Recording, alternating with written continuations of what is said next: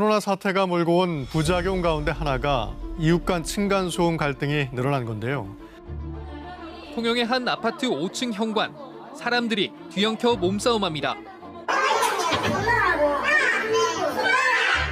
코로나19 사태가 불거지고 지금 이제 60% 이상 민원이 증가한 상황입니다.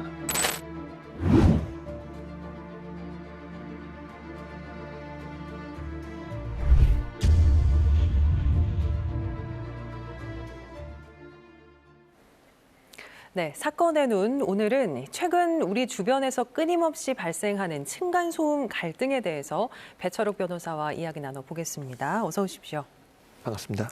앞선 영상에서 보셨지만 이 층간소음이 발단이 돼서 감정 싸움으로 이어지고 또 그걸 넘어서 강력 사건으로 번지기도 합니다. 보복 사건도 심심찮게 발생하고 있고요. 네. 우리 지역에서도 있었죠?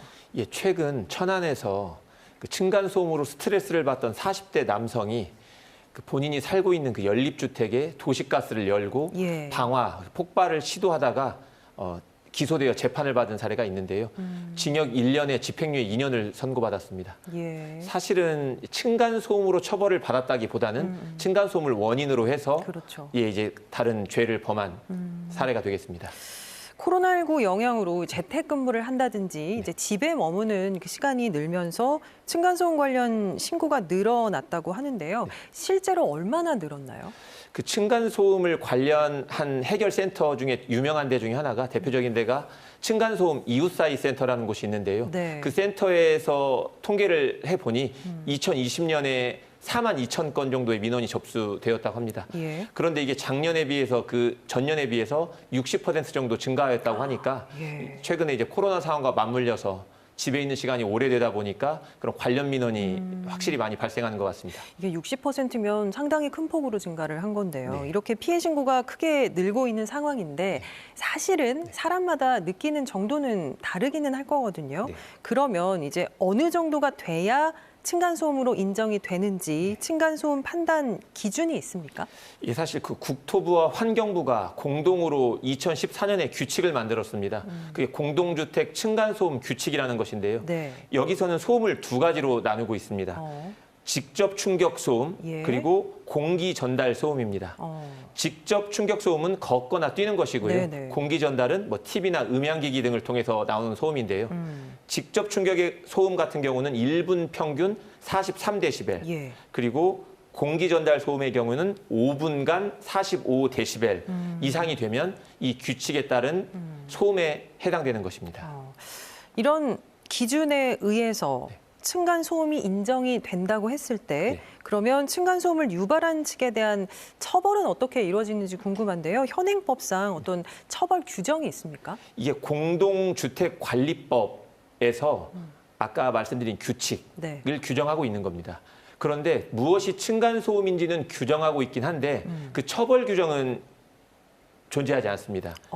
여기서 그래서 문제가 되는 것인데요. 예. 그래서 사실상 유일한 처벌 규정이라고 할 수 있는 것은 그 경범죄처벌법에서 고성방가 등 어떤 소란, 소음 유발 행위에 관련돼서만 겨우 처벌이 이루어지고 있고 현실적으로 해당되는 사례가 많지 않은 것으로 알고 있습니다. 기준은 있는데 처벌 규정은 없다라는 말씀이신 거잖아요. 예, 그렇습니다.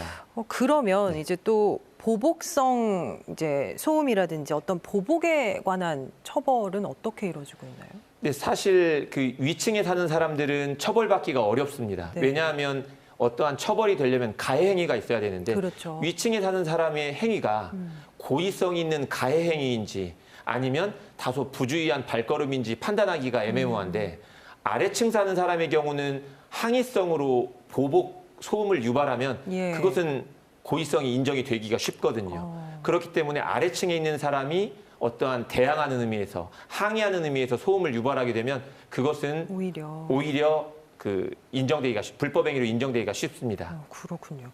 자, 마지막으로 그러면 이제 피해를 당했을 때 계속 참고만 있을 수는 없잖아요. 네. 그렇다고 또 똑같이 하면 앞서 말씀하신 네. 보복성 층간 소음이 돼서 더 큰 갈등이 생길 수도 있고요. 네. 우리가 어떻게 대처해야 될까요? 일단 가장 무엇보다 먼저 기억하셔야 되는 부분은 어느 경우에도 직접 찾아가는 것은 피하셔야 될 것 같습니다. 예, 그리고 찾아가지 않더라도 인터폰 등으로 직접 대화를 하는 것도 그렇게 권할 만한 행위는 아닌 것 같고요. 그래서 이제 법에서 정한 관리 주체라는 게 있는데요. 네. 관리소장님이라고 보시면 됩니다. 어떠한 문제가 발생했을 때 관리소장님께 네. 그 사실을 연락을 하고 소음 유발을 뭐 중단하거나 뭔가 중재를 중재를 네. 요청하는 것이고요. 아까 처음에 언급드린 그 층간소음 이웃사이 센터라는 곳에서도 상담을 받으실 수 있습니다. 전문적인 예. 상담을 받으실 수 있고요. 또 조정을 요청할 수도 있습니다. 일단 직접적으로 해결할 게 아니라 네. 중재, 조정을 좀 요청하는 게 가장 좋은 방법일 것 같네요. 예, 그리고 무엇보다 중요한 것은 그 공동주택에 사시면서 단 한 번이라도 위층에서 발생하는 소음으로 불편을 겪으신 분이라면 네. 그것과 정확히 같은 소음이 아래층에게 불편이나 고통을 줄 수 있다는 사실을 기억하는 게 예. 이게 모든 문제 갈등 해결의 시작인 것 같습니다. 예, 사실 층간소음 문제에 있어서는 네. 누구나 피해자가 될 수도 있지만 또 가해자가 될 수도 있다는 거를 기억해야 맞습니다. 되겠습니다. 맞습니다. 배철욱 변호사와 함께했습니다. 고맙습니다. 고맙습니다.